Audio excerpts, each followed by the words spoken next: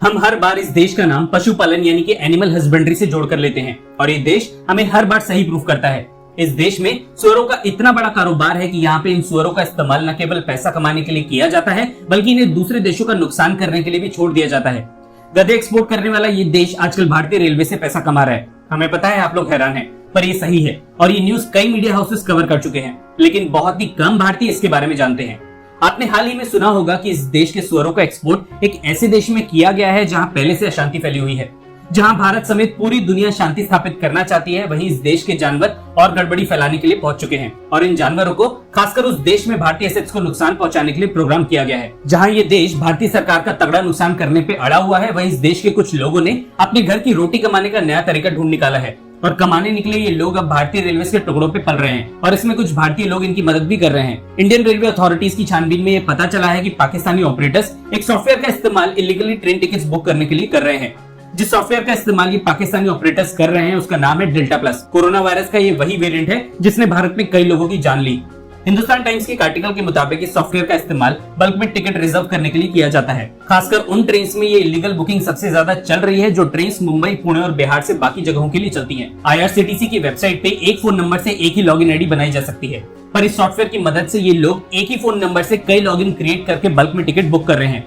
पाकिस्तानियों द्वारा बुक ये टिकट्स कुछ भारतीय दलालों को बेच दी जाती हैं और ये भारतीय दलाल इन टिकट्स को उन भारतीय लोगों को दोगुने या तिगुने दाम पे बेच देते हैं जो तत्काल में टिकट्स नहीं बुक करा पाते। ये बात अभी हमारी भी समझ से परे है कि यात्रियों की डिटेल्स के बिना ये टिकट्स इलीगली कैसे बुक हो जाती हैं। अगर आपके पास इसका जवाब है तो कमेंट सेक्शन में हमें जरूर बताइएगा।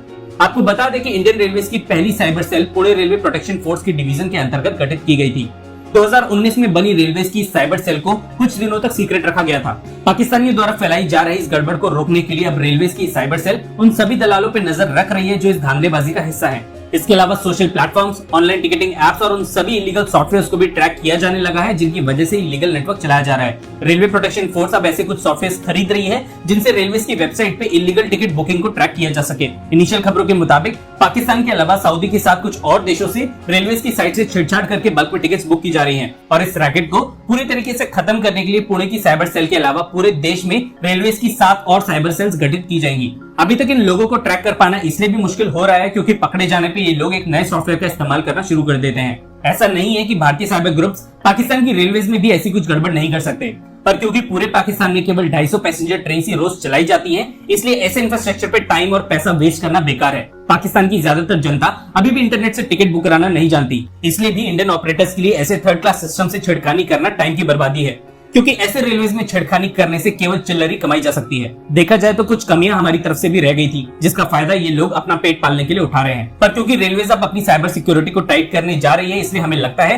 कि फिर से ऐसे पाकिस्तानी ऑपरेटर्स को गधे एक्सपोर्ट करना सीख लेना चाहिए। हम आशा करते हैं कि इस वीडियो पे कुछ पाकिस्तानी लोग रिएक्शन देके अपने घर का 1 महीने का राशन खरीद पाएंगे और हम भारतीय लोगों को दुआएं देंगे, क्योंकि भारतीय कंटेंट क्रिएटर्स की वीडियोस और भारतीय जनता के व्यूज की वजह से ही ऐसे लोग पैसा कमा पाते हैं। कोशिश करें कि ब्लैक में टिकट्स ना खरीदें, क्योंकि हो सकता है कि दोगुने दाम में खरीदी गई टिकट्स किसी और देश में बुक की गई हों। इस न्यूज से रिलेटेड सभी न्यूज आर्टिकल जरूर पढ़िएगा। लाइक के बिना मत जाइएगा अगर आप इस वीडियो को यहाँ तक देख चुके हैं।